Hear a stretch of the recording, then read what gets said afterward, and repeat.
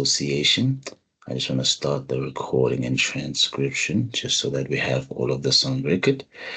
Okay, perfect. So, yes, restarting as always, I am Katlego Gobe, the General Manager at the Gauteng Precinct Management Association, and welcome to the Urban Practice Forum, which was ideated to be a platform where professionals can come in and share their best practice or good practice, stories, experiences, present on any new developments, any new ideologies that they would want us to just consider in our practice, and also just a platform for any organizations that want to showcase the amazing work that they do. So, and obviously it's knowledge sharing and open dialogue after each presentation. Okay, so just to start today's session, um, Katie, may you please float the minutes from the last session? And then if anyone wants to note any apologies, please do note it in the chat. And then we will put it on our minutes. I see there's apologies for Andrew and Conrad, so those are noted. And then, as always, please look at the chat box. There are links to our various social media and online platforms where you can get more rapid updates. Okay, so as always, please have a look at the minutes and just let us know if there's any changes that we need to make to your to emails, just so that you can receive all the invites to our future sessions.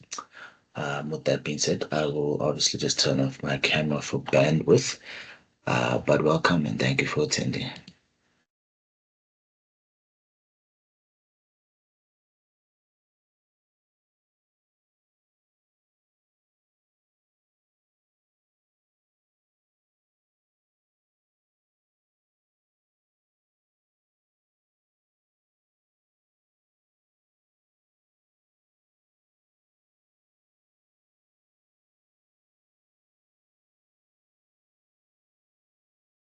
Of course, we didn't have our session last month on the 4th because of the Saga JMJ and COJ's Urban Management and Governance Workshop. So obviously this month we are back. This will be the last session for the year, and then the next session will be on the 3rd of February. Anyone want to make any comments on the minutes? Please feel free to make those comments now. But if not, Katie, may you please float the agenda. Thank you so much. Okay, perfect, perfect, perfect. So today's session is really conceptualized around setting the tone for next year. What I mean by this is I've been having a lot of different conversations in the last year around mechanisms that can be used firstly to raise capital for special ratings areas, but also just different conversations around how areas can be strengthened and how development can be encouraged and what type of different financing tools are available. And with these conversations, I've been meeting different organizations such as the World Bank, the Development Action Group, and some of those interactions have led to relationships forming.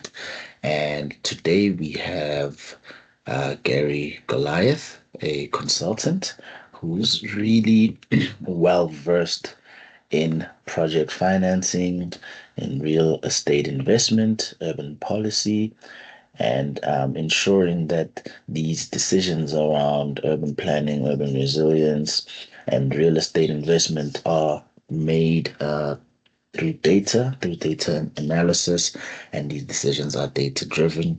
So he'll just come in and really just take us through the various tools that are being implemented across the country and obviously beyond that he's come across that would be of interest to us.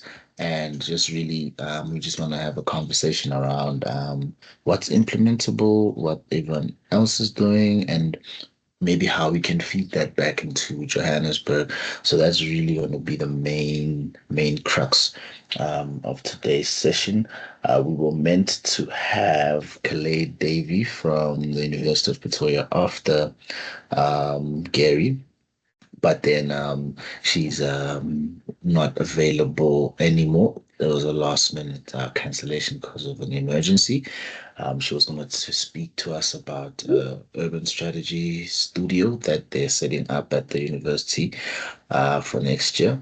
But obviously, just to set the tone for that, they're looking for a precinct to profile around their data analysis activities, preferably close to their campus in Hatfield.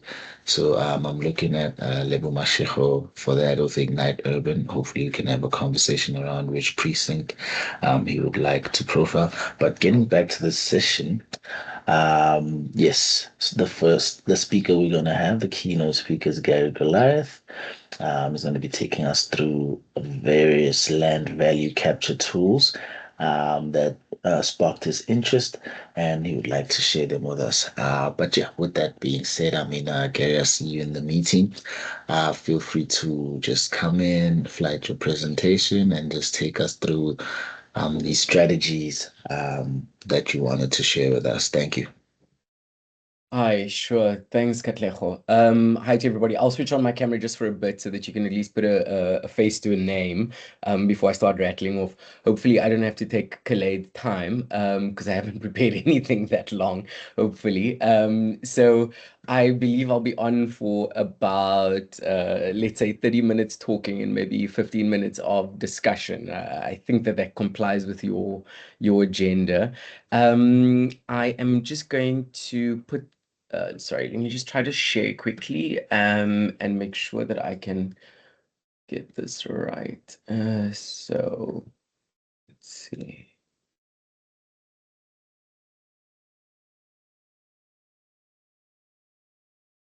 Okay, so you should be seeing my presentation. I'm not sure if you can now see it in presentation mode or you're looking at the full screen, Katlejo. I can see it in presentation. Oh, thanks, Gary. So, but you're seeing my full screen, right? Not my like notes Yes, and stuff. yes. Okay, brilliant. I can't see any of the chats while I'm doing this. So if there is something urgent or something strange, please just alert me. Okay. So hi everybody. My name is Gary Goliath. As Katlejo said, I'm a policy consultant. I work mostly for the World Bank, for people like National Treasury. I work with DAG, as Katlejo had said. I have my history is that I used to be a asset manager and investment banker for many years working in real estate, and from there kind of transitioned into the kind of the policy environment, which I found a little bit more interesting than real estate investment. But I do have that background, and that background kind of obviously influences the type of thinking that I have when I look at urban policy and real estate policies and how they affect cities.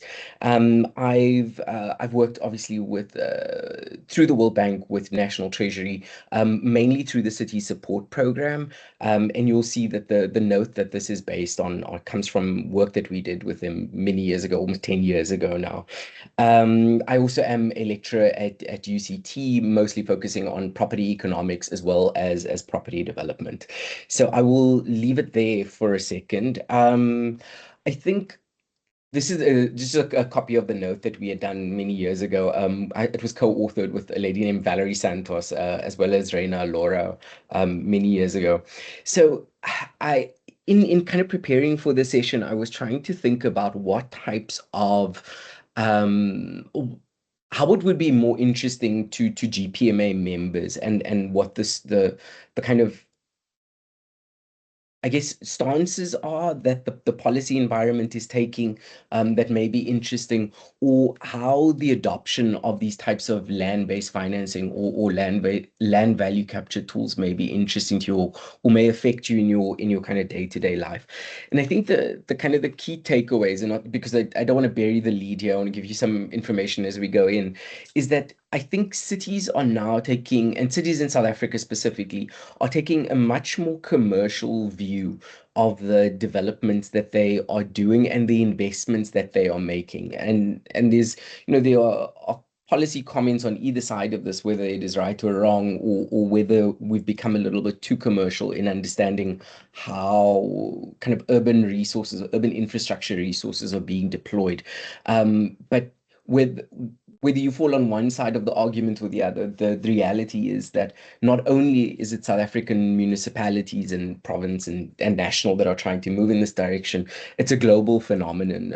Most of the work I did with the World Bank in Europe, in Central Asia, and even in parts of Africa were focused on how we could extract more value out of real estate development for cities. And the takeaway really is that they are becoming a lot more value driven, and that there are elements of that interact with management associations and SIDS, in South Africa. So the way that they are understanding localized development, is becoming very different, to what it was maybe 10 or 15 years ago. And we're seeing a lot of these policy instruments that I'll be discussing, kind of making their way through, national, provincial, and local bylaws.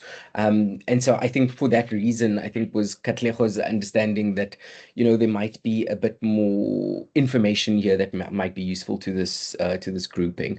So what I'll do is I'm going to start a bit on kind of the theory, on why land value capture exists, and then delve into the some of the specific tools. And you'll notice that I use the terminology land-based financing or land value capture quite interchangeably.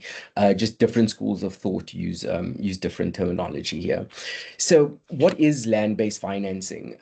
Really, it's trying to understand, where the city, and I'll use cities here because it's more relevant, but where the cities or government, are creating value within the urban system, and trying to ensure that that value isn't only, given to private owners or a set of private owners, but rather that if there is value that's created for specific owners in specific places, that there is a way for the city to claw some of that value back. In essence, saying they are the creators of that value, and they should be enjoying some of the benefits of the investments that they are making. And this, as you can see, I've put a kind of a note, the origin note really for land-based financing from the 1970s, but it has actually been in practice for much longer, especially in Latin America. Parts of the UK and Germany, have been using it for an incredibly long time, talking over 100 years now, despite it not making its way into the, kind of broader, policy environment. So what you will see is that there are, when we talk about land value capture, actually, let me just go back quickly. What I want to just show in this graph is that there are these, that in these different areas, from raw land to planned land, where you've got titled land to infrastructure improvements, etc., you'll notice that there is a large role for the public sector, more to the left-hand side of this curve. And they're the ones who do the planning, basic infrastructure installation, the titling of the land, etc. And there's a lot of sort of public effort that goes into the creation of value over a period of time. I think from the time that there is infrastructure improvement through to vertical development and management, you'll see a lot more participation of the private sector, and the logic therefore is that because the city is creating a lot of this value upfront, they're arguing that there are portions of this that they should be entitled to. And I think some of this is is kind of understood more generally and kind of viscerally by actors within the urban space. If you think of, for example, electricity infrastructure, I think we all know that it's quite critical to the development of properties, but it is something that is delivered for the most part by the state, and so they try to, in some ways, make sure that they're able to get the value that they derive from that and defray some of their costs. And so when we talk about electricity infrastructure, it is mostly recouped by the state via some fees that are added to our bills every month, our tax bills that come through, and property rates bills that come through every single month. And so there's a way for the state to capture some of the benefits that go there. But the benefits when it comes to electricity is generally mostly on a cost recovery basis. Okay, there's the other examples that are different from that from an infrastructure point of view. So if I think of the Gautrain region, the most obvious example to me is the Gautrain, where they're saying, for example, if they're placing stations and building stations in particular parts of the city, there are going to be benefits that a neighboring properties are able to derive from that infrastructure development. And the city now, they hadn't done it at the time that the Gautrain was originally installed, but the Gauteng, I can't remember the agency's name now, but the Gautrain Management Agency is now starting to think about how they can recoup and enjoy some of the benefits of the infrastructure that they are creating by upzoning and changing the neighborhoods in which these stations are positioned. And so you'll see that there is, you know, I think land value capture, where it starts rubbing people up, is we're saying, well, why is the state trying to capture all of this value? Why is the state trying to overtax effectively, and why can't they let the private markets kind of just operate without this intervention and this kind of recoupment of value? And I think the counter argument to that has always been that there is a often what you'll see, if you think of the Gautrain infrastructure as an example, what you will see is that there's this asymmetrical enjoyment of benefits by one owner, two owners, or a set of owners that sit around a particular piece of infrastructure. And land value capture, for the most part, has been trying to make sure that the benefits and the costs that are related to the installation of that infrastructure are enjoyed by more people than simply the owners that are sitting in the surrounds, who've been lucky in a sense, by enjoying this kind of outsized improvement. And so it really is an equity argument, saying if the broader tax base is needing to pay for a set of infrastructure and bear the costs of that, then there shouldn't only be one or two owners that are able to benefit from it. It should be the wider tax base too. And so when does this generally apply? They've usually talked about where it's really just a method of capturing value that's created by some sort of public action, and that generally refers to some sort of public investment that is being made, some infrastructure installation, transport, but it can be as small as things like parks. It can be that Wi-Fi is being installed in a particular place, and it can go down to some of the minutiae of the improvement of urban spaces.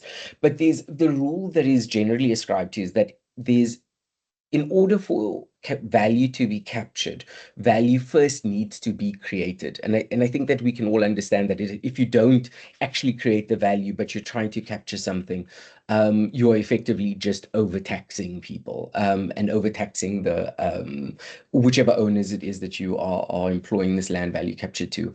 The second part is that a portion of it needs to be, or a large portion hopefully, needs to be able to be capable of calculation. And this is really just so that we can prevent this type of overtaxation, but also trying to but also trying to ensure that you're stimulating the environment as opposed to trying to sort of quash any development that is taking place.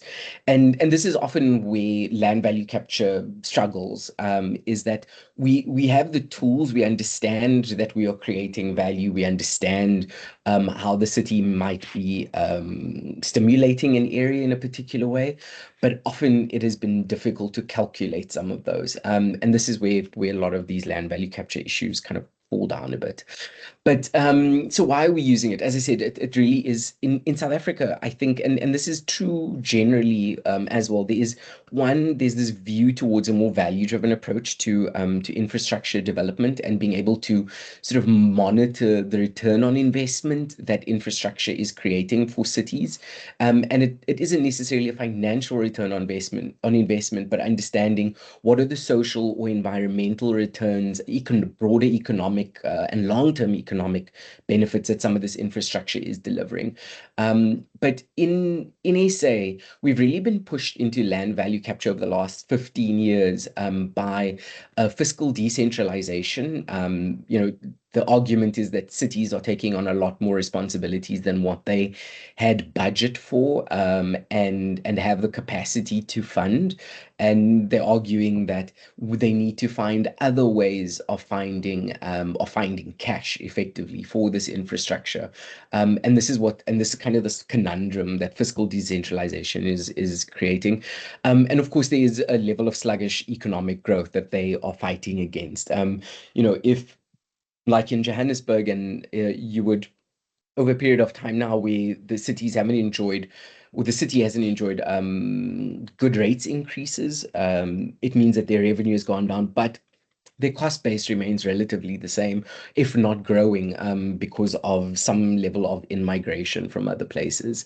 And so, these underpin this kind of logic to like find cash where one can within the cities. And what they're saying is that if there are these sort of benefits that specific private owners are enjoying at the expense of the much broader tax rates base and the public fiscus, they're saying this is definitely something that they need to look at recouping, because effectively what they would be doing if they're not employing these land value capture tools is implicitly kind of reallocating resources to the private sector and effectively away from other priorities.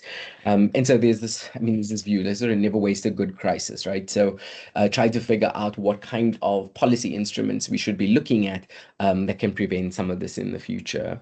And so, that's just some of the thinking that has gone into sort of why these land-based financing or land value capture tools exist.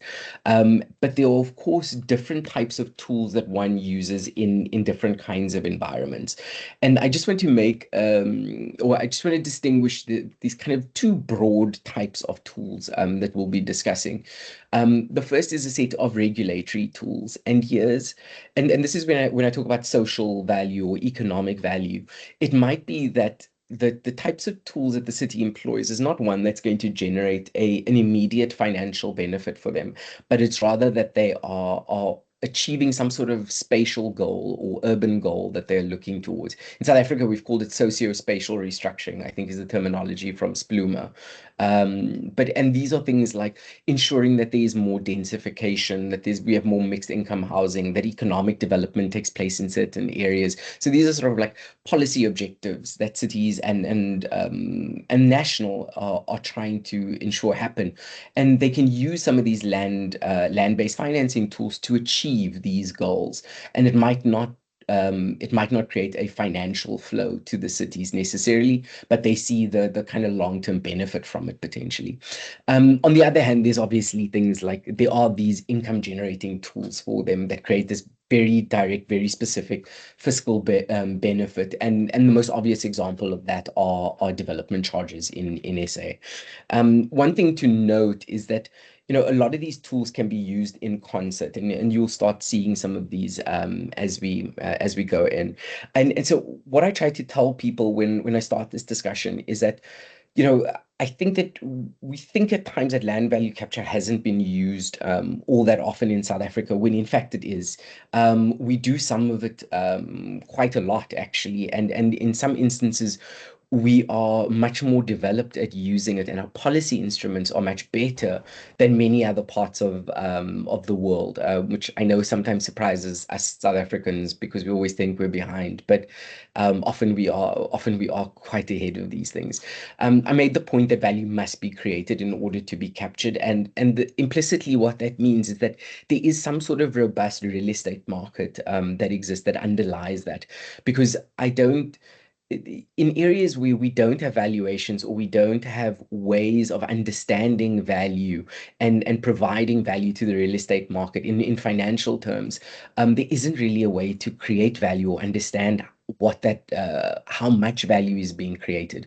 I think we enjoy a reasonably robust real estate market here, which helps us implement these types of tools. I try to be very explicit with people in when they try to understand which land value capture tool it is that they are supposed to be using in a particular place. And you'll see in these slides that I'm trying to be very obvious about it. Because what I often find with cities is that they can confuse themselves um, by adding too many objectives onto a single project. And so it's one of the first sort of discussions we have with cities is, what are you trying to achieve?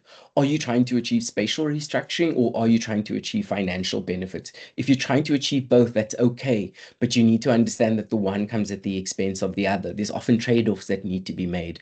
We also try to be explicit about whether you're trying to create upfront capital using this tool, or that will, pay for infrastructure. So like the Gautrain on a very large scale, or a new park on a much smaller scale.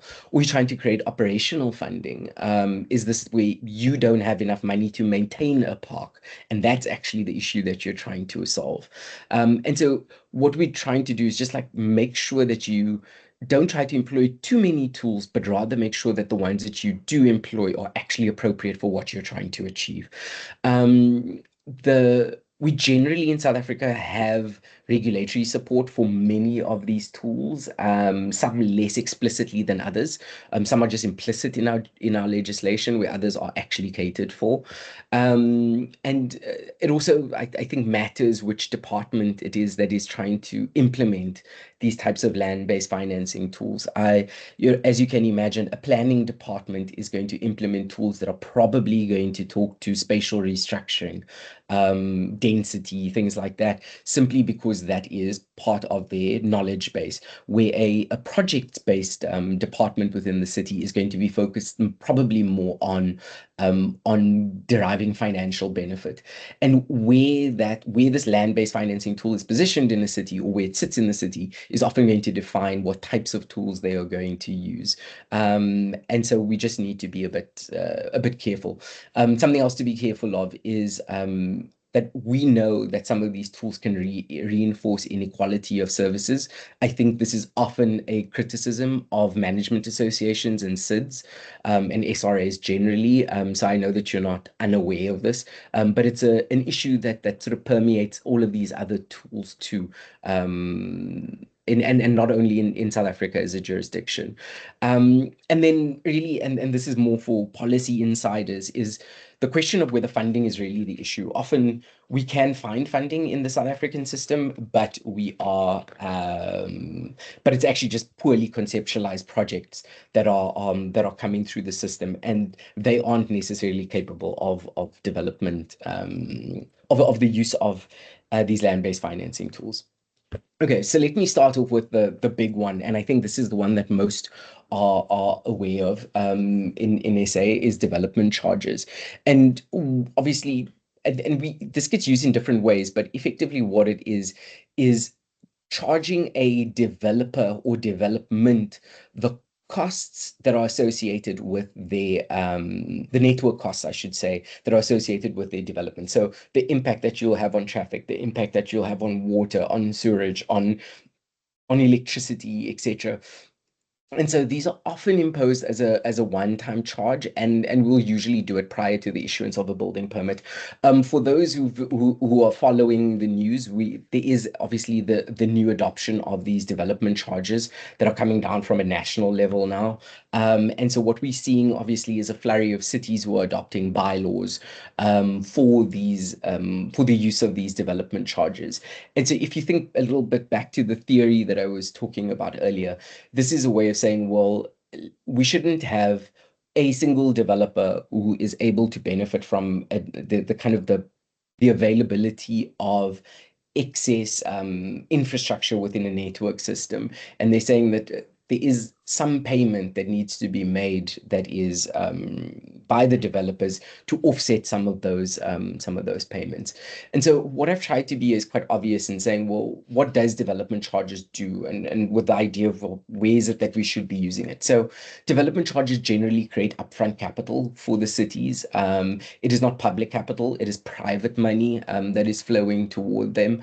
In general, in South Africa, DCs don't achieve spatial outcomes necessarily. They can be coded to do that. And in other jurisdictions, they certainly do. And so my prediction is that there is going to be a level of sort of spatialization of development charges over a period of time within SA. And what I mean by that is that development charges were originally coded, this is 10 years ago. We had thought about them as mostly being sort of spatially agnostic, in the sense that you need to, you'll pay a set of development charges within a specific city based on what what the costs are that that city decides are, you know, are chargeable for, let's say, a sewerage expansion or a or your impact on traffic. What we're seeing globally, and this is mostly in Europe these days, is that, and a little bit in the United States, is that the further out you go from the city, i.e., you know, much further from downtown or where existing infrastructure exists, they will begin to charge you more for that infrastructure. And this is to achieve a spatial outcome. This is to make sure that there is more densification and that there is a higher sort of utilization of infrastructure in sort of central areas of the city.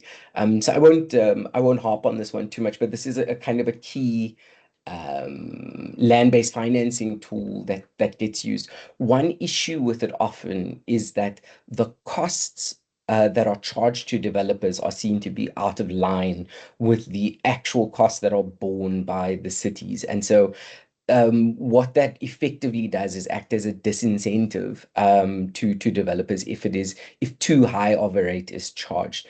And so keeping those costs up to date and making sure that they are actually representative of the costs that are borne by the city is quite important. The next tool that they use is density bonuses, and we use this in South Africa too. I think they're often couched in inclusionary zoning plans, often, and there are, I think there was one or two cities that experimented with density bonus schemes a while ago, embedded in the kind of planning regime, but they haven't really been all that explicit. And effectively, what these do is really say to developers, look, we will allow you to increase your height or increase your bulk or the amount that you can build, right? In order for us to achieve some other kind of social good. So we often use this in South Africa for affordable housing. And so what the cities will say is, we will give you, I don't know, two additional floors, for example, in particular areas, but we want you to build X amount of affordable housing units for us in those places. And as you can imagine, they would need to do that in order to sort of cross-subsidize some below market units that they would need to build in particular areas. But underlying all of that idea is that we need to then also be able to calculate what it is that you know how much those different affordable housing units may cost, because is two floors of additional height going to actually is it actually going to compensate the developer for building those affordable housing units or not? And so what you might be doing is disincentivizing if you aren't able to do that calculation correctly. And so in general, these density bonuses have been, the goal has been to achieve these spatial outcomes, and it wasn't necessarily about creating financial outcomes for cities, and still money doesn't flow to the city for this, but they are obviously taking on an additional load from an infrastructural point of view, the more units that there are in a particular location. And so what we've often seen, and when I say we, I mean in my work with the World Bank, what where we see these density bonuses fall down is that the cities aren't able to calculate how much additional density is required for particular types of housing units, or for, it might be that they're building clinics or parks. I think Toronto uses this version where in exchange for an additional density, you build public amenities. So these are clinics, these are parks, these are sort of small creches and local amenities that are being built there.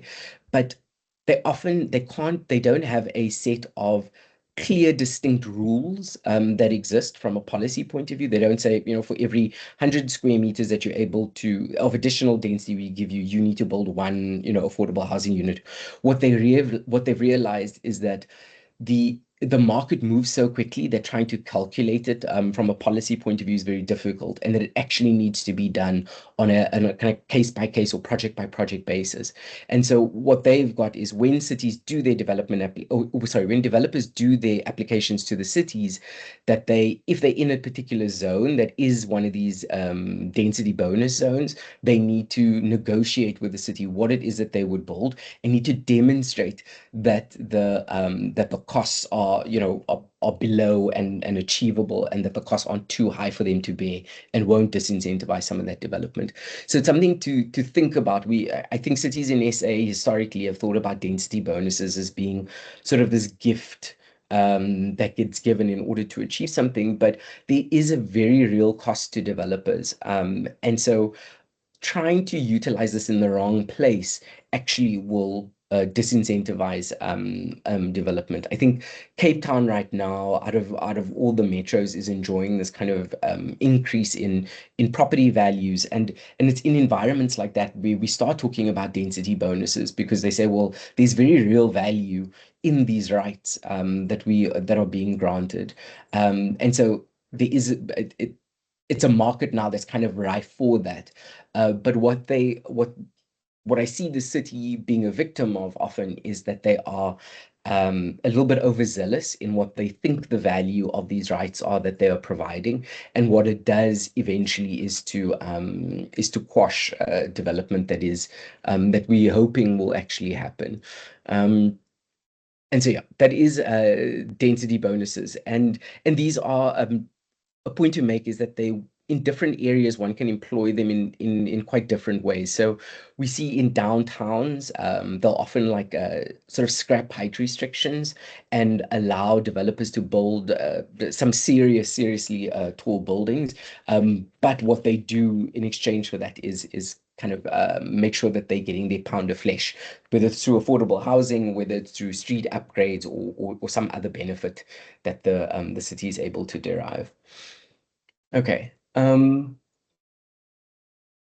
Leveraging the value of municipal real estate. This is probably the most commonly used tool, I think, in SA and also globally, in the sense that I think we all know that there is a lot of municipally owned real estate or government owned real estate that is out there, and that putting it into the private market is a way for cities to generate some sort of financial benefit from these properties. Now, what often happens is that they can, in this process of alienation, and alienation here I'm using broadly, is that the city is able to sell, or they can lease some of this excess properties. But what we're finding that cities do often is they're saying, look, I don't necessarily want the cash inflow that you could give me for this piece of land. Instead, what I am looking for is some sort of in-kind infrastructure, or I might only take some equity in this development, and money will maybe flow to me over a period of time. So we've seen this sort of, I think, an increase in sophistication in how municipalities are doing these transactions. I think, maybe 40, 50 years ago, it was simply that cities would be selling land or selling their properties and saying, this property is excess to our core functions.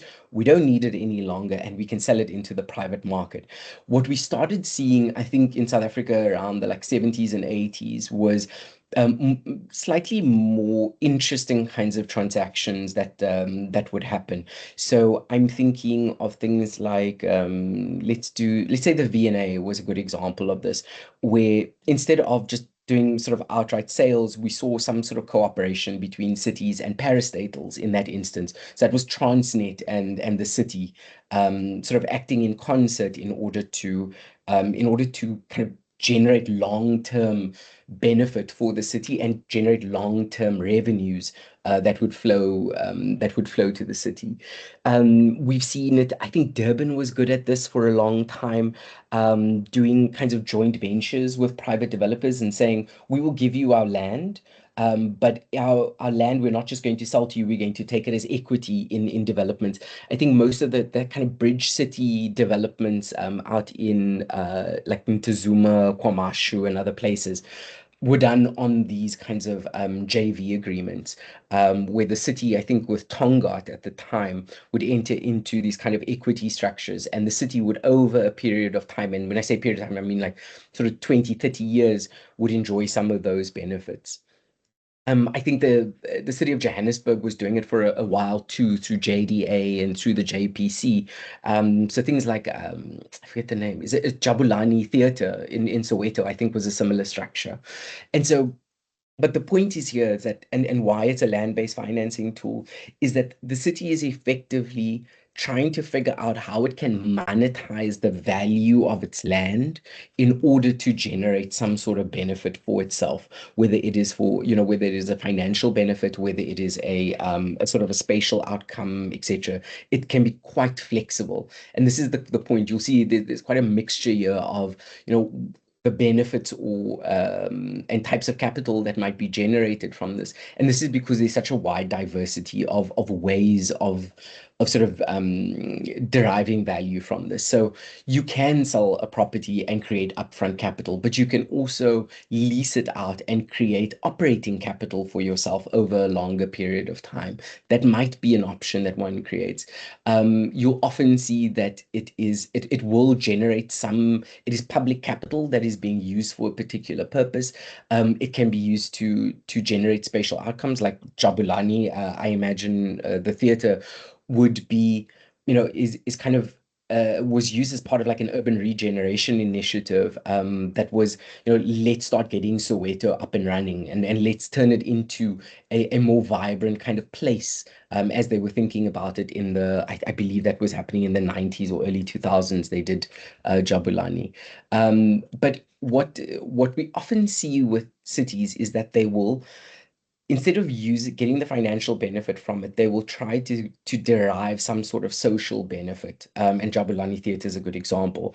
There's, they would probably make a lot more money doing some sort of commercial retail development in that area versus doing a theater, but they realize the value of that kind of social amenity, that could exist in Soweto.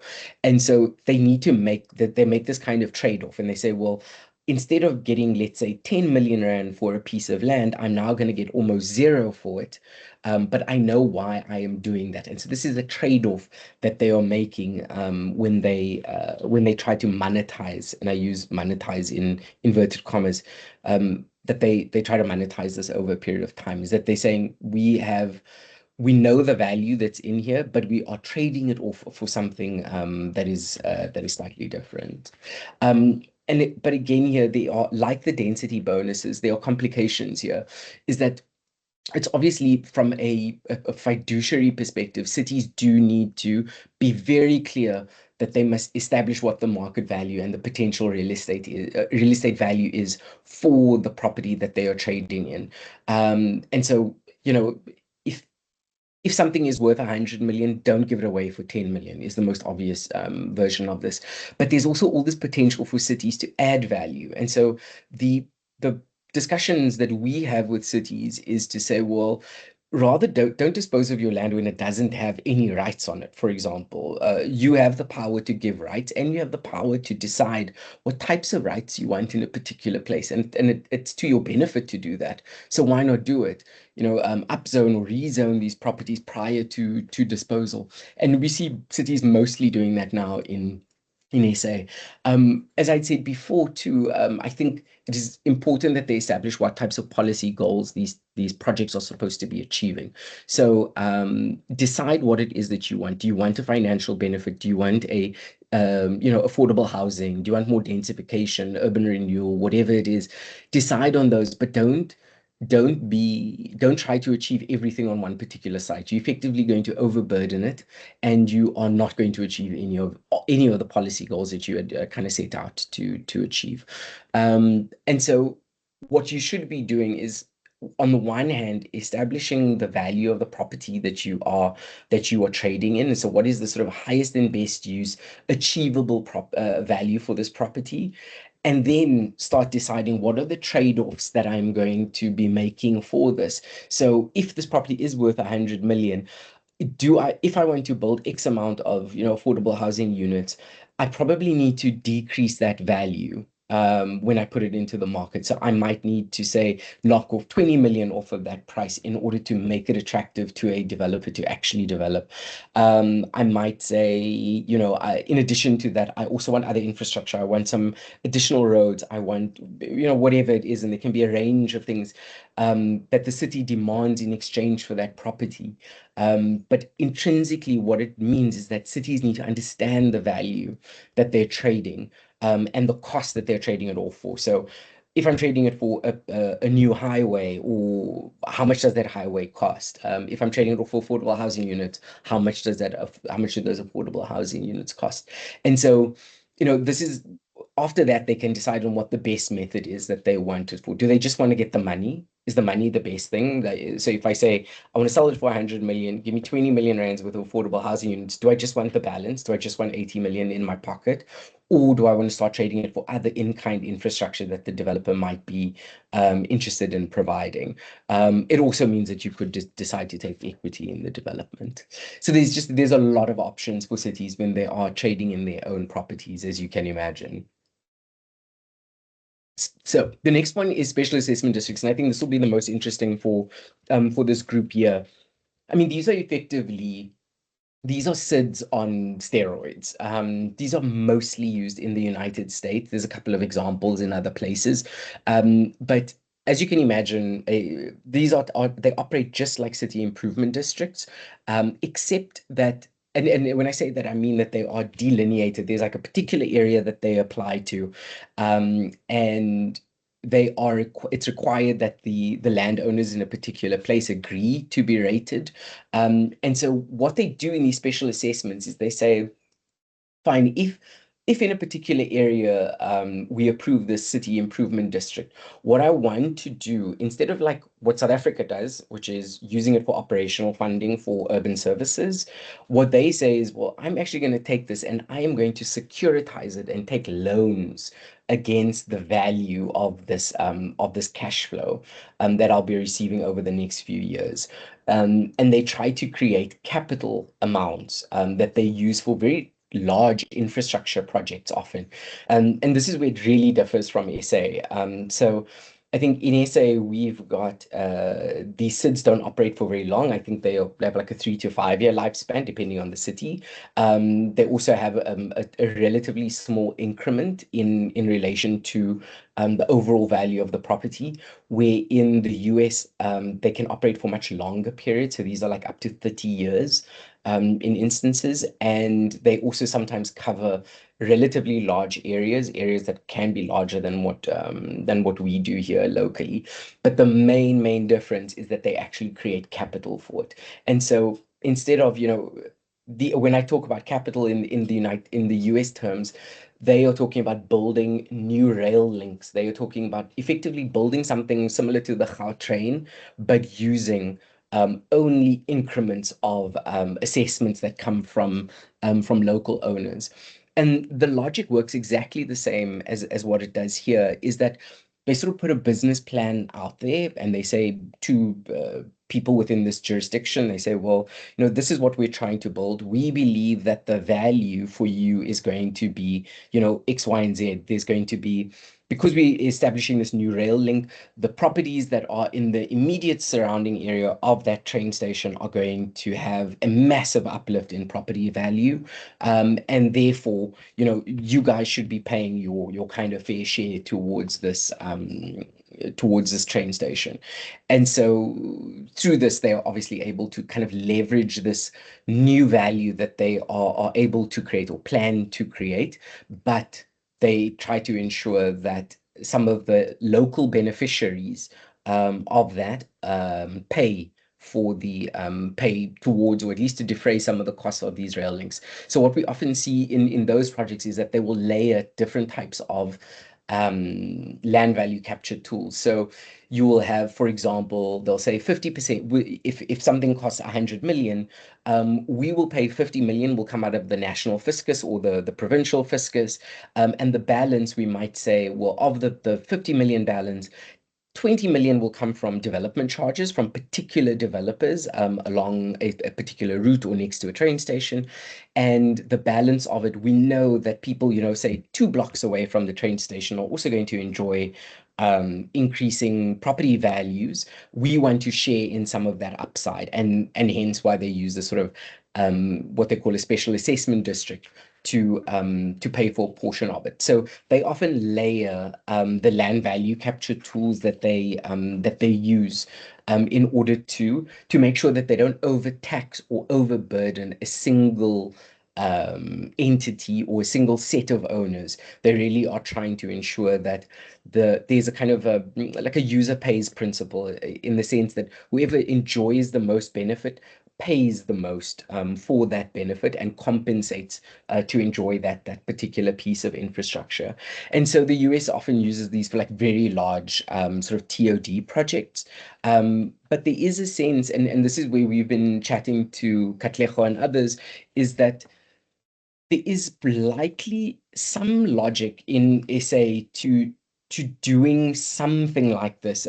We only like in the very early stages of exploring this discussion with a few parties, but the point is that I think that I live in an improvement district and pay towards one every single month, and for me there is a logic that says, well, I would like some more, let's say, parks in my neighborhood, or I would like some additional infrastructure, and actually I would be willing to pay for it because I know that I'll be enjoying the benefits of it, whether it's a park, a better pavements, better whatever it is, and I think that there is the ability for SIDS to maybe pay for those types of capital upgrades and use the funding from us as property owners to be able to do that. And I don't think that on the scale that the US does it, for example, I don't think a train link or train station is the way to go. But I do think that there is something smaller and something more targeted and localized, where I do think that I would be willing to pay for it, and that I think that a SID who knows the area very well, and who understands what the needs of the of property owners are, might be able to sort of better allocate or better decide on what types of infrastructure could be built. And so it's something that is a discussion at the moment. There seems to be nothing that disallows this in South Africa, but it is but I don't think is sort of commonplace, certainly. And I think the structure of our SIDS doesn't really allow for it. And when I say allow for it, doesn't encourage it in the sense that, with shorter holding periods, so if we've only got operational periods for 5 years, that limits the amount of cash flow that one could even securitize if you do decide to securitize or take a loan against. Whereas in the US, it's 30 years. So it changes the game a little bit. And it changes the types of infrastructure that I think we would be able to bring to bear within these sort of special ratings areas or SIDS. Sorry, I'm conscious that I've been talking too much and running out of time. So just one of the last ones is the sale of development rights, and I think this is we kind of understand this. Very similar to density bonuses, in the sense that you are trading a set of development rights within a city for some sort of value. And so in some jurisdictions, what you see is that development rights are actually bought and sold in a particular neighborhood. Brazil is the most widely cited example of this, where within, if you can imagine like a 4 block radius, they will say we are going to increase the amount of development rights within that particular neighborhood, and anybody within that neighborhood can buy it. You can bid for, and I think they even sell them, they trade them as like on a stock exchange. You can buy these notes that give you the option to sort of build additional rights in a particular neighborhood. But they targeted generally at areas where they are trying to get some urban regeneration going, like, in downtown Rio de Janeiro, in downtown Sao Paulo, for example. And so often cities get an amount of capital right up front from these developers who they know are keen to sort of buy those rights. And so in SA, we don't. In theory, the sale of development rights can't really take place because there's this sort of separation or sorry, a linkage of rights and title in SA. And so, however, having said that, there are ways for the city to enhance rights and to trade rights. For example, if I'm a developer in downtown Johannesburg, but I have properties in another area of interest to them, say, I don't know, let's say Soweto, because we've been talking about it. I might be able to say to you, well, I'm going to give you those extra rights in one place, but I want you to give me something else somewhere else. These are possibilities that cities have because they can do it on a contractual basis. But what they aren't able to do in SA is actually trade the development rights in a particular in one site and say, I'm going to sell the rights on Earth One to an owner who isn't the owner of Earth One. For us, it doesn't make sense in our sort of planning and titling regime. But what cities do have is if they have the administrative systems to do this and the knowledge of how the value of these different parcels of land works, they are able to say, well, I give you something in one place, you give me something in another place, and it effectively becomes the same transaction, where it's a sale of development rights in an area that is of high value. And I'm quite sure that cities are already doing this. It's just that we don't call it the sale of development rights in the way that it was conceived in places like Brazil, and New York has quite a good system for trading these types of rights. The last tool, and I probably shouldn't have planned to end on the most complicated one, but this one is often, I guess, gets a lot of Okay. people's in. Yes, sorry, sir. Take your time, no rush. You can just go through all these Do you want tools. me We are you here for you. you want me We to are, tell them about tax increment financing? Is that where this is yeah. going? Okay. Yes, take your Okay. time. No, that's fine. Okay. If I've got a couple extra minutes, that's fine. So I think some of you would know that we experimented with tax increment financing in Dunkeld in Johannesburg quite a while ago. And when I say experimented, it was an idea that we tried to explore to try to understand whether it could be employed here. So I'll describe the tool a bit, and then what I'll also do is kind of just describe a little bit about the Dunkeld case because it's kind of very specific to Johannesburg and is relatively useful. So what tax increment finance tries to do is it says, and I'm going to show you a picture first, because it might help the understanding here, is what it does is it says, I know that this is the city saying, I know that a piece of infrastructure that I'm going to install is going to dramatically increase the value of properties around that piece of infrastructure. Okay.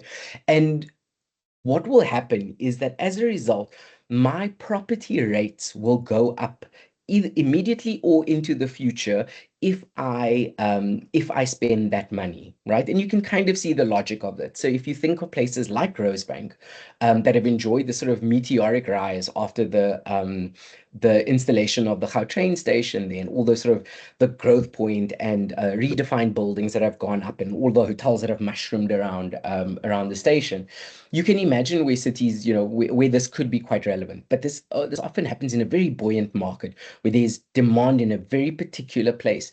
They will say, well, I know that I want to install this infrastructure and I know that I'm going to get this rates increase over a period of time, right? And so there's a logic, even a financial logic to building it, not just a sort of a spatial understanding of saying, well, it's going to be good for the area, it's going to, promote urban regeneration or something like that. None of those sort of softer things. I can actually make a profit from this, is sometimes the logic. And they look at it on a very ROI basis here. So they say the income that I'll get from taxes is actually justifies this infrastructure installation. Okay. So this is the condition under which one implements these kinds of tax increment financing neighborhoods. But what often is the case, and was the case in Dunkeld, is that the city didn't have the money to build the upfront infrastructure that would create this massive increase in value. At the time, the city of Johannesburg, and I am talking about 10 years ago, the city of Johannesburg was at its sort of absolute borrowing limit. It couldn't borrow any more and didn't have enough transfers that were coming from the national government to kind of pay for this type of infrastructure. They had other priorities that they needed to sort out.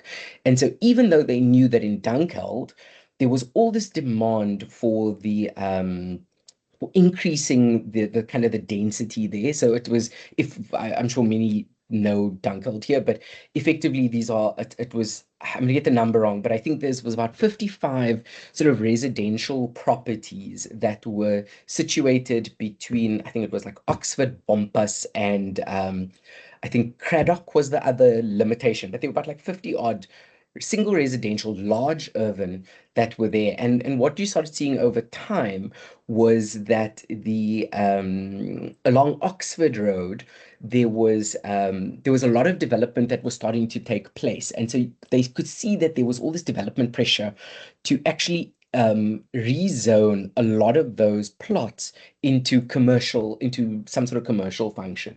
And so the city knew that it wanted to build a kind of a mixed use area out of Dunkeld, and effectively upzone it. But it meant that it would take, the density from, 50 residential houses to, I can't remember the number, but I think it was something like 500,000 square meters of space over this location. I might be mistaken on the total number. And they'd envisioned this in like a 2008 study that they had done for Rosebank. And what they ended up doing is saying, well, we know that there's going to be the amount that we would need to pay for the infrastructure upgrade that would carry all of these new developments, we just don't have money for. And so the idea was, well, could we use a tax increment financing model to actually pay for this? And so what it does is it says, the city then said, well, look, what I would be willing to do for the next, let's say, 20 years is I will, instead of taking the rates increases that I know I'm going to get over that area. And so if you look at the sort of the blue line, so what it imagines is that, let's say in year one, you build all of the infrastructure that was required in Dunkeld, right? What you then see is this massive increase. So between year 2 and 4 into year 5, you see this really big increase in in property rates income that the city would achieve. And then over a period of time, I think it looks like this example has about 12 years of increment in it. It would sort of, over this period, you have this massive increase. So what they are saying is, I will give this blue portion away. Okay, I will sell that to somebody. That income, I will sell that to somebody in exchange for the capital that comes up front. So you can imagine if, say, all the infrastructure in Dunkeld cost, I think at the time it was around 250 million rand. If all of that infrastructure costs 250 million, I will give the developer or owner, whoever gives me the 250 or builds this infrastructure, I will give them the rates income for the next, let's use this example of 11 years. I will give it all to them. And then after that, it will revert back to me. And so this is the distinction between the red and the blue tax increases here. So the red will always stay with the city, and the blue is for that one portion, one period in time. That blue portion will be given to a developer to get the income from. Okay, so we think, okay, this is quite an interesting tool that we can use in a place like Dunkeld, and not only in Dunkeld but in South Africa, because it is in a cash constrained environment. This is a way for cities to actually implement bankable projects where there is development kind of pressure to do so, and where developers are willing to kind of take on some of these risks. And so the exercise that we did at the time was to model, what is the, and then this isn't the result of that model, this is just a kind of a generic graphic. But what we looked at the time was actually modeling, like, what are the costs of the infrastructure that would need to be installed, what is the likely property rates that would come out of it. And so we did a real estate study for Dunkeld at the time, saying, well, is it going to be more commercial, is it going to be more retail, is it going to be more residential? And it came out as being predominantly residential at the time. And and could and how much money could we actually generate out of the rates increase that we would see? Like, so, i.e., if a developer develops all of this space, at what periods could they, what is their development cost? What could they sell it for? Over what period would they be able to feed it into the market? And I think the period was around 15 years or so.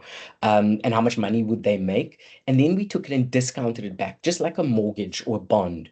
We discounted it back and said, okay, how much would I be willing to pay for that income stream if I was in the private market today? And we went off to places like Standard Bank, we went to Standard and Poor's, we went to Moody's, and other places, and said, well, if the city of Johannesburg floated this revenue bond on the market, what would the market be willing to pay for it at the time? And you can imagine, because it had never been done before and was highly experimental, people were a little bit scared of how this transaction would actually work. And aside from that, there were kinds of issues with the how the legislation in the background would allow or could, or maybe disrupt the ability of cities to dispose of that type of revenue over a period of time. And so so this idea hasn't really gone anywhere. This tax increment finance hasn't really gone anywhere in SA just yet. I think that there is a place for this type of structure in the country still. I do think it is incredibly difficult, and there's high transaction costs in trying and transaction costs in the sense of, like, administration costs, legal costs to put this deal together. These are complicated, very complicated deals to put together, and take often years to do. But it is possible for certain types of infrastructure in SA, and I think also for in certain jurisdictions. So a Dunkeld Rosebank case makes sense because there's very, very high demand. The city of Cape Town is not doing they're trying to do something that is, like, similar to this, but isn't really this. So cities are waking up in sort of high demand areas. Cities are waking up to this ability to kind of do this. And it's on a very micro scale. So when I say, like, a city is doing it, it's that, in Dunkeld Rosebank, something like this works, but it might not work in, say, I don't know, different parts of Hyde Park. Even though Hyde Park is a high income area, it might not work there because of the types of planning or the types of development pressure and demand that might exist in that particular place. So it really requires a very, very specific set of circumstances in which to operate, and it's, like, in these very high demand kinds of neighborhood. And that's not to say, and so it's, like, a great idea, but sometimes TIFs don't work. Because sometimes people think, like, oh, it's you basically creating money for free, or you're creating infrastructure for free.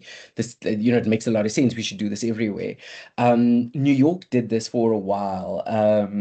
So they use this product called, well, similar to TIF, but they built most of the Hudson Yards in Midtown. They use this structure, but the timing, they did it in around 2007, 2006, 2007. They decided to do a structure like this, and they had a developer bid on it, and the developer was going to build all of this huge infrastructure. I mean, literally like cover rail tracks and build, 100-story buildings on top of them.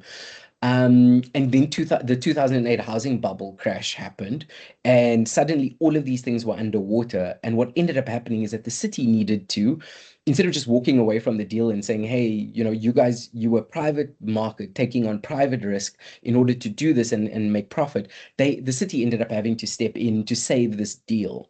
And so it ended up costing them money instead of making them money. So it's quite a there's a level of private risk that is associated with these types of properties. And so also with these types of developments and the implementation of TIF. So I don't want people to walk away thinking that this is like a panacea for infrastructure installation or creation in South Africa, but rather it's one tool that's available in very, very specific circumstances. And to kind of go back a little bit to what I was saying under the special assessment districts, is that I think that TIF is generally created for very large pieces of infrastructure because it has such a high transaction cost associated with it, and it's so difficult to do. It's not justified to do small pieces of infrastructure with it. However, there might be a place in a special assessment district or SRA style of arrangement that allows for something smaller to be done. And that's the kind of the area of interest at the moment, to try to investigate whether, if TIF is inappropriate for some types of infrastructure that we might need on a very localized basis, should we be using, or could we use SRAs to fill a little bit of that gap? And it really is like there's so many other let's say kind of issues or challenges that come up in trying to answer that question, that we really are kind of trying to figure out if there is actually a logic to that, or if there isn't, and engaging with parties like yourselves and others is sort of bringing out some of these other additional and interesting challenges in trying to implement that. So I've now taken much more of your time than I had bargained for, so I will cut clear for thank you. I will, I guess, leave it for some questions, but I'll stop sharing for now, if that makes sense. Or should I keep the presentation up in case people want to refer to it? I would suggest possibly keeping the Okay, presentation up, cool. and you did not take too much time. Okay, let me You just. are perfect. Okay, Um, brilliant. Thank you for the presentation, Gary. Honestly, you always exceed my expectations. You're kind. Very, very, very detailed presentation that will have a lot of questions specifically from me. But I just want to be fair and look at the chat, just so that we can be on the same page. Obviously, they asked Dr. LL van der Merwe really wants these slides, so please do send them at your earliest Okay. convenience. And then I see Mary from Randburg, the Mm. Randburg district. She says, can density bonuses be Mm. used to establish housing for the homeless Mm. and for transitional accommodation where there is critical need? The short answer is yes. Effectively, you can use it for whatever you want. This is at the city's discretion. So all you are doing, the transaction that a city is doing, is they saying, I'm going to allow for additional development, and i.e., in a particular area, and as a result of that, allow for additional pressure onto my network, right, of sewage roads, whatever it is. So they can do density, they can grant densities up to whatever they want within planning restriction, or sort of planning legislation and local planning requirements, etc. So within that envelope, they are able to offer these types of rights. The question then is, what do you get in exchange for your rights? Okay, and so if they're saying, and we see this in lots of places, especially with like a transitional housing, or with transient communities, and trying to house transient communities, San Francisco had this issue where they would also, I think that they would say, we will give you additional rights if you house some of these people within that place. And there was always resistance to that. There's always these kind of NIMBY issues with that. And even the developers don't necessarily want that because they want to maximize the ability to sell, and having transient or transitional housing in a particular place might decrease that value, is the view, right? And so what they do is they say, well, I can give you the rights here, but please develop something for me somewhere else or build something somewhere else. And so it's often not a density bonus.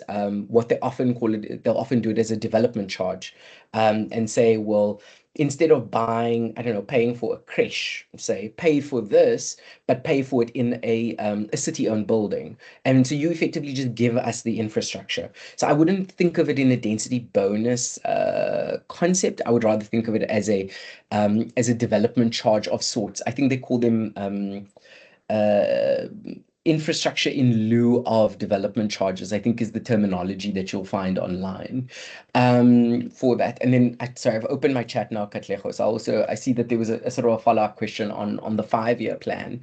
That's not a question for me to answer, but or I'm not the expert in the room on that, but my understanding of why the term is that the cities try to maintain a level of oversight and over these SIDs and SRAs, and so they do need the ability to kind of dissolve them if they no longer become useful for whatever reason, or if there is some sort of financial malfeasance and other things. So there's a lot of like oversight tools that get employed in looking at SRAs and SIDs, and I think this is just one of the tools that they use to make sure that there is, like a kind of a determined lifespan, and the city has some control over whether, they're not creating like a new city or a new structure that is going to kind of usurp some of their functions. I think that is part of the logic. Um, does that answer the question? I don't know if you want to add anything to that, Katlego. This is for Mary. Mary, does that answer your question for you? Mm, Hello, thank you. It does certainly, and gives okay. me a huge amount of information. I still Lovely. think it needs further exploration. Thank you. Bye. Mm. Okay, thank you. No problem. Thanks, Mick. And then, Alan, to answer your question, I think the Oxford Parks is a portion of what was envisioned initially with Dunkeld, but I might be mistaken. I'm not as up to date there, but I think portions of that have already been built, if I'm not mistaken. And so what they had wanted to do was Dunkeld as like a whole and look at it as a one sort of infrastructure investment, and that would happen, and then a whole bunch of developments that would flow from it.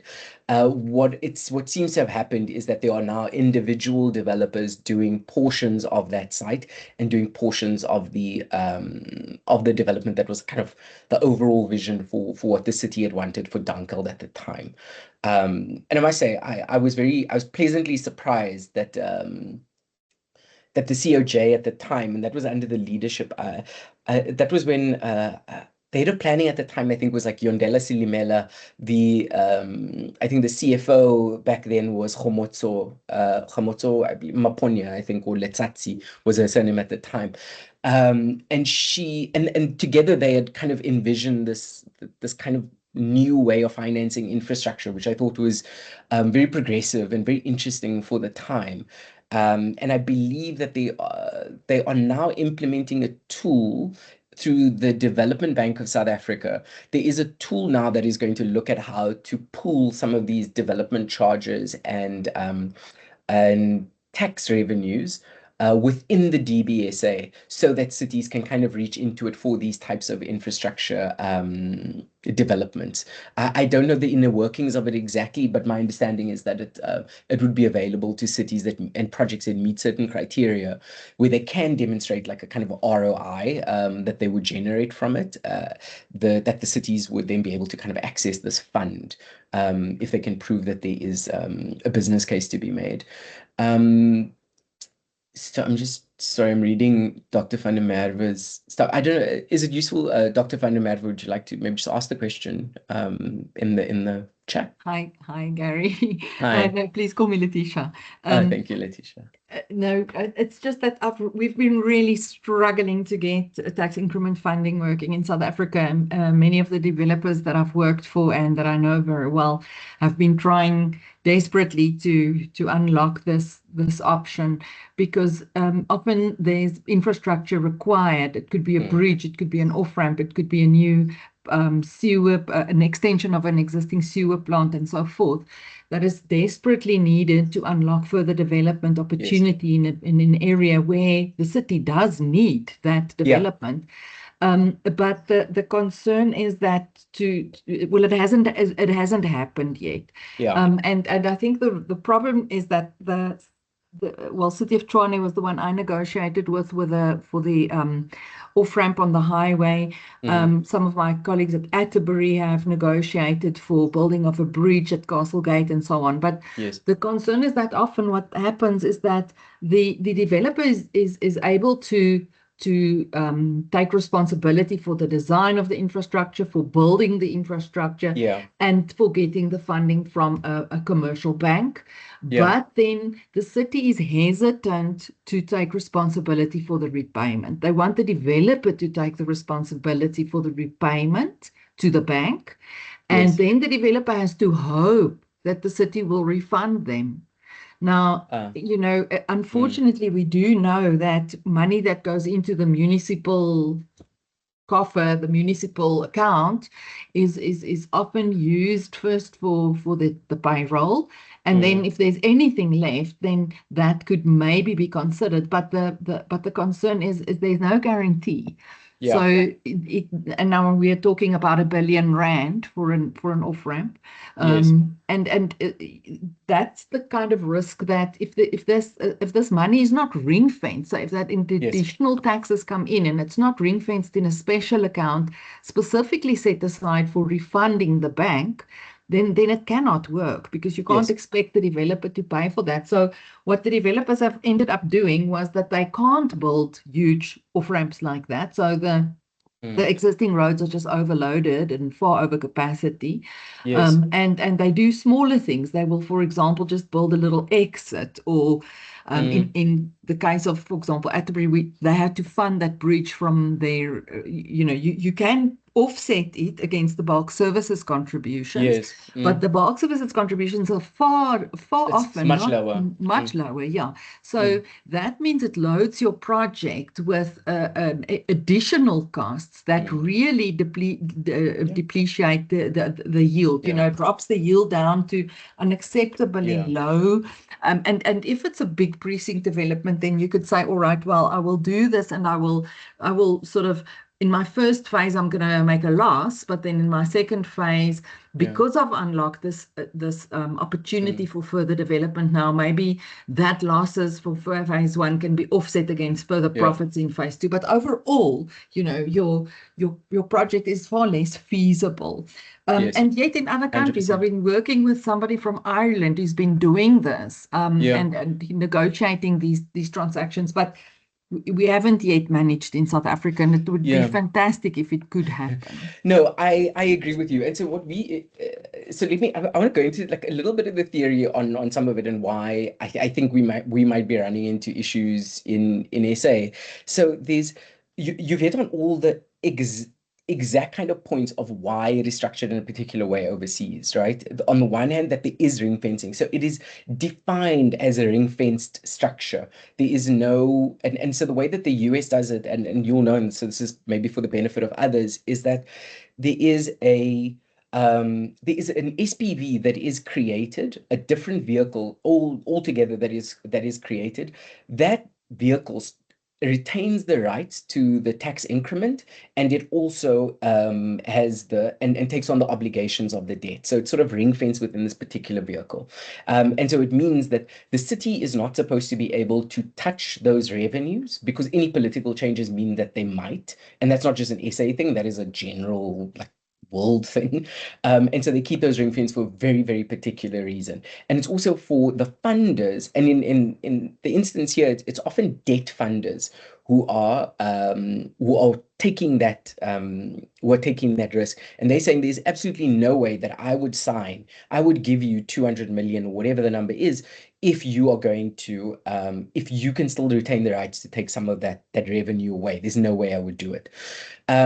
What it uncovered though for us is also the level of administration that is required within a city in order to make sure that something like this is able to function. And so because as you can imagine, a city now, like the owner is not going to see the difference. He's not going to see, you know, like with the CID thing, they don't see like, here's the special ratings areas, whatever. They just see that their property value has gone up. And that's what the TIF relies on, this increase in property value. But they see the normal tax that is related to that.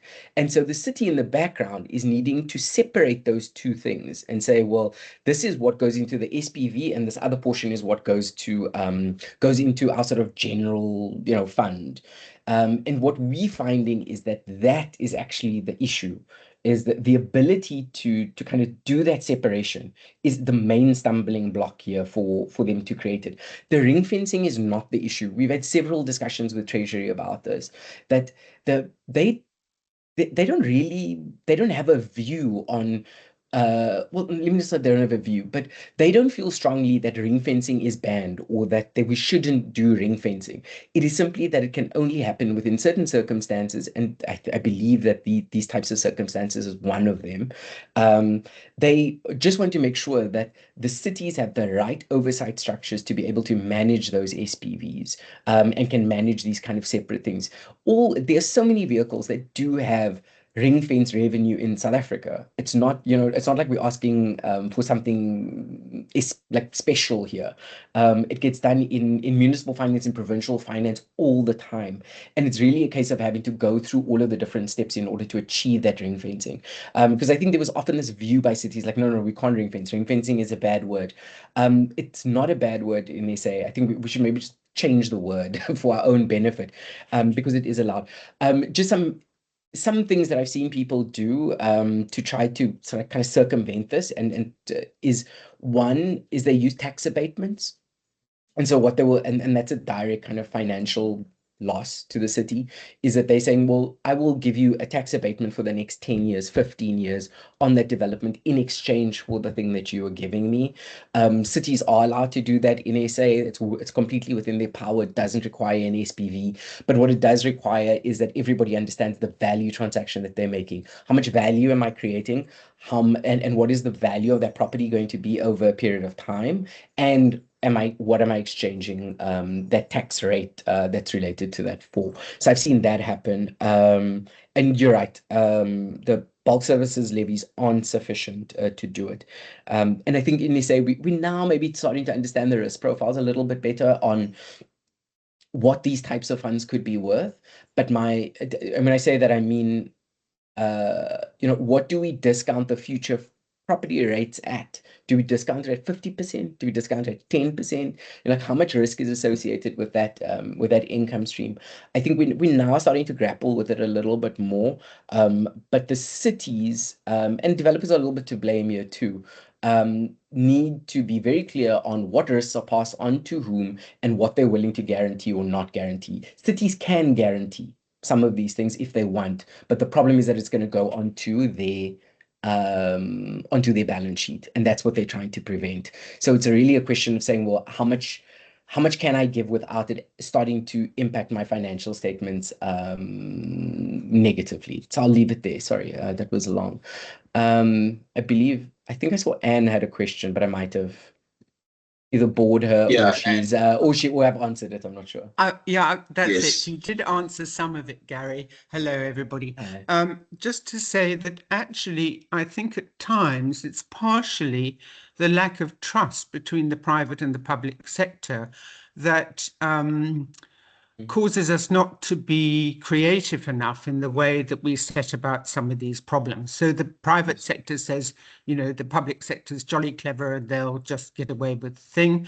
And the private sector says public sector can't manage money, full stop.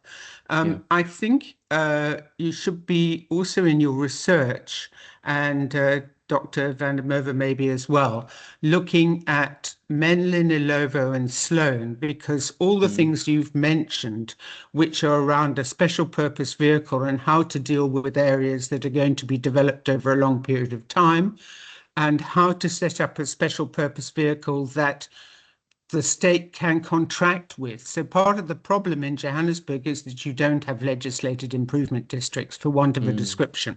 And therefore individual developers are left with trying to negotiate whatever they can.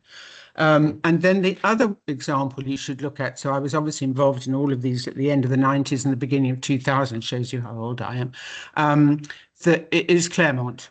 Because Claremont, the special purpose vehicle, was the improvement district. It is TIF in the true sense of the word. And that was an arrangement that did enable that transport hub.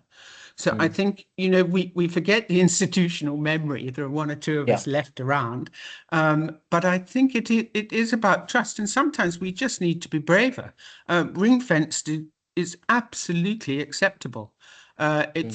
It's the way you package it and the reason you do it. But I'll stop talking because everyone's talking a lot. But all these things can be done. Yes. And have been done, actually. We just keep reinventing the wheel and we don't keep the institutional memory. And then trust is broken down. And then on top of it, the state is short of money. So when you're in debt, even as an individual, it clouds the way that you are creative about contracting. Yes. No, I 100% agree with that, because there is we have done many of these tools in the past. As you said, Claremont is the only case in South Africa still, and that was done a while back. I think they did that around, is it 2005? I think that loan to the DBSA that the CID made has already been paid 2003 back. was the Three, initial discussion. So it's already been paid back. So we've done these things before, and we're saying that there might be some logic to it. Your point about trust for me is absolutely critical, in that we did these things in a particular environment, right? And I guess the political situation in South Africa has changed, the society has changed, whatever it is. But there is certainly this private versus public conversation that goes on, and there is this, I guess I want to say, acrimony almost between the two. And what I'm and so. And this relates a little bit to what Dr. van der Merwe was saying, is that it's, because we have these trust issues, and we also don't have a very, very clear kind of policy or whatever environment for these things. There's a lot of, I don't know, talking past one another or not matching each other in what the needs are. And so I think that in the work that I've done with the Development Action Group and Treasury and the bank is saying, well, even though we can cobble together versions of these things, so like with tax increment financing, you could probably do a simpler version of it that, maybe doesn't ring fence in the same way, does something contractually or whatever. We can kind of cobble together the logic of what each of these transactions is trying to achieve. We can get there without a set of principles that we can operate in. So for tax increment financing, for example, and this goes to the SIDS too. If we don't have a set of operating principles that are very clear, where you can understand what the risk profile is for each of the different parties, I think in a low trust environment, we're always going to struggle. And so even though we want, and it is going to prevent some of this innovation. So my argument for the most part has been set as flexible a set of base kind of policies or whatever it is related to what it is that you want to achieve. And then you let the market go and do what it is that they're going to do. You're going to let cities be innovative, actually. Because I know that Treasury often says we want them to be innovative in their financing, but they at the same time are saying absolutely not. We want to keep the purse strings very tight, and I can see the logic for both parts. But they also need to kind of renegotiate it for themselves from a Treasury point of view. But I think the tool that they can use to do that is a set of policies or a set of descriptions of instruments, whatever it is that they say we are willing to deal with. Let's say the capital being used by a city improvement district under the following conditions, or we are willing to engage with tax increment financing or large tax abatements, whatever, under the following conditions, and the cities can then translate that into their bylaws, and into their kinds of practices. That's my general kind of way of looking at these things, but yeah, there's often variation in all of those. So yeah, that's it. I don't know if there are any other kinds of questions. Good. Mm-hmm. I think on my side, really a pressing question is on what's the most implementable solution. So I see we've spoken about different tools. I think one that really is interesting me is the special assessment district. But possibly there's another tool that you might want to maybe suggest, but definitely like what would be most implementable. Because I know I was speaking to the board in Santon in terms of their struggles with the water allocation, and they would love to do a project around possibly improving the water infrastructure there. But like, what type of tools would you suggest for cases like that? Difficult to answer without knowing a lot of the detail, but a few points though. I think the one is we use each of these tools to varying extents. Most of them are kind of possible. Some legislated, some are not. So, for example, development charges now has a set of legislation attached to it. Density bonuses are used on an ad hoc basis, in the same way as like the trading of municipal real estate is done on it's got policies generally that's attached to it, but between planning and like the real estate departments, they often, are using upzoning, density bonuses, and those sorts of things when they do property transactions. So we do those.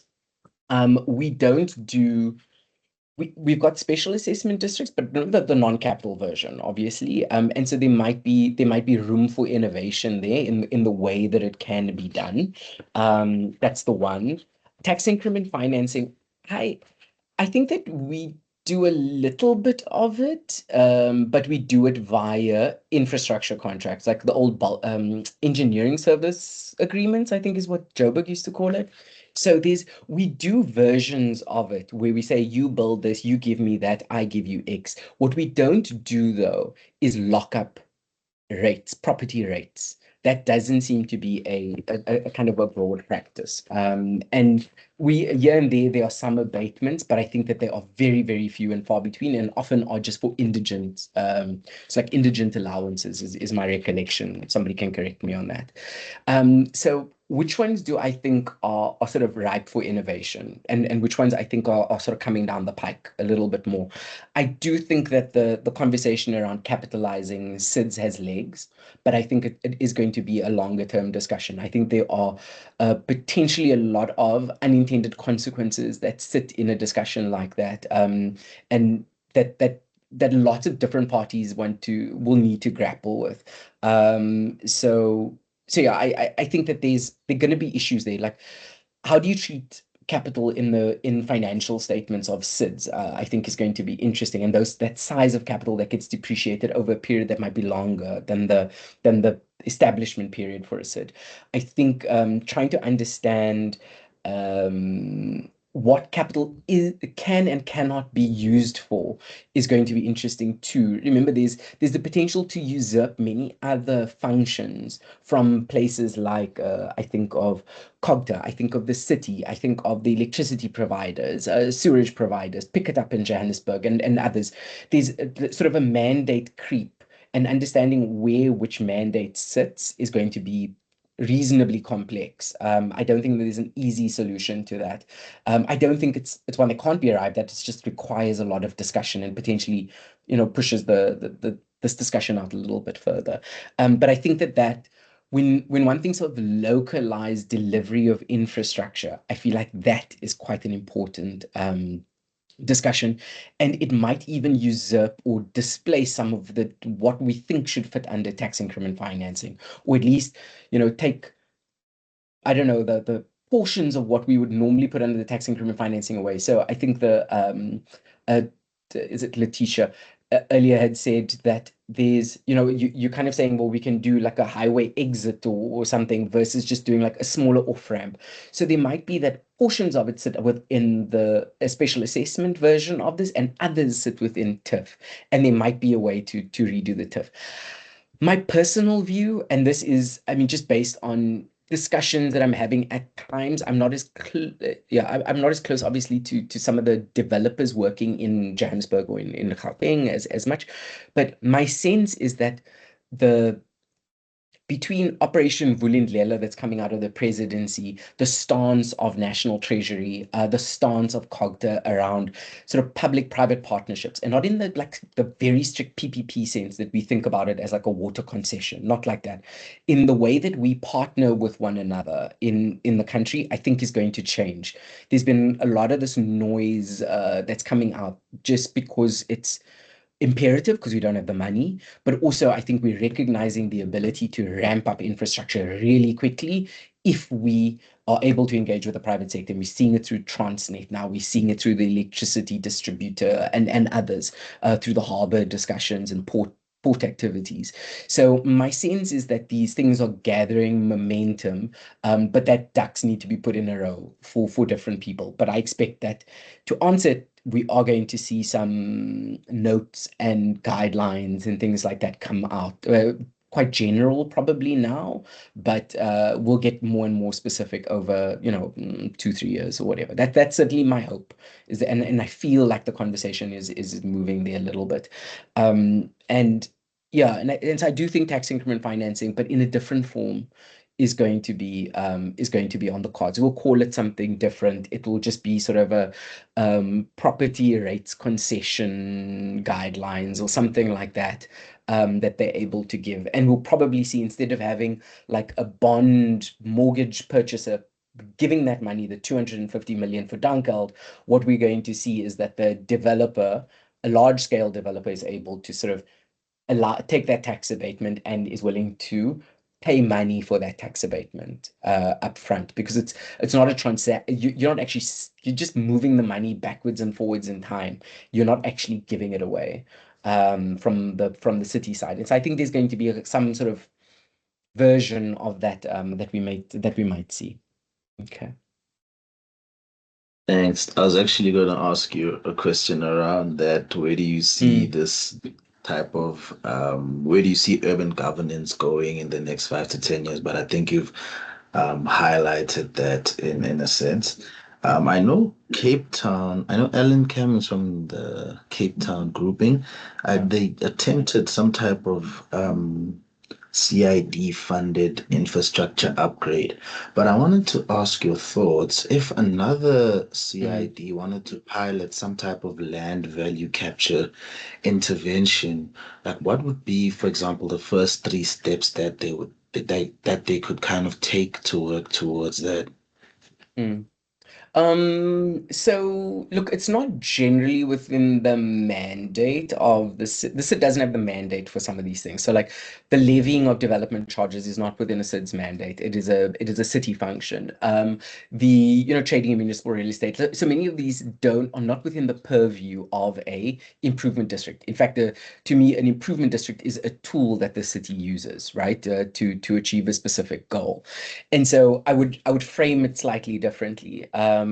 I would think to sort of how can CIDs use or advocate for certain types of infrastructure to be built, and I think that they do that reasonably well with their connection to the city.